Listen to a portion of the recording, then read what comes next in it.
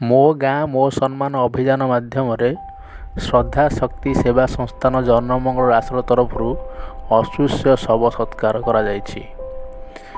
ଯେଉଁ ଶବକୁ ଛୁଇଁବା ପାଇଁ ତାଙ୍କ ଘର ଲୋକ ଏବଂ ମୃତ ବ୍ୟକ୍ତିଙ୍କ ଗାଁର ଲୋକମାନେ ରାଜି ହୋଇନଥିଲେ, ଖବର ପାଇ ମୋ ଗାଁ ମୋ ସମ୍ମାନର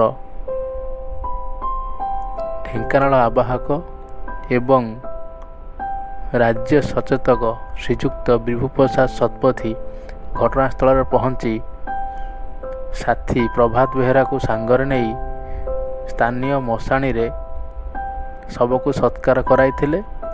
ଖାଲି ଏତିକି ନୁହଁ, ଶବ ଉଠାଇବାଠୁ ଆରମ୍ଭ କରି ସତ୍କାର ପର୍ଯ୍ୟନ୍ତ ସମସ୍ତ କାର୍ଯ୍ୟ ନିଜ ହାତରେ ସମ୍ପାଦିତ କରିଥିଲେ। ବିଭୁ ଶତପଥୀ ଜଣେ ଉଦାର ହୃଦୟର ବ୍ୟକ୍ତି ହୋଇ ସାରା ଜନମାନସରେ ପରିଚିତ ହୋଇଅଛନ୍ତି। ସେ ନିଜ ଅନ୍ୟମାନଙ୍କ ଦୁଃଖ ସହି ନପାରି ଦୌଡ଼ି ଆସନ୍ତି ଏବଂ ଅନ୍ୟମାନଙ୍କ ସେବା ସବୁବେଳେ କରୁଥାନ୍ତି।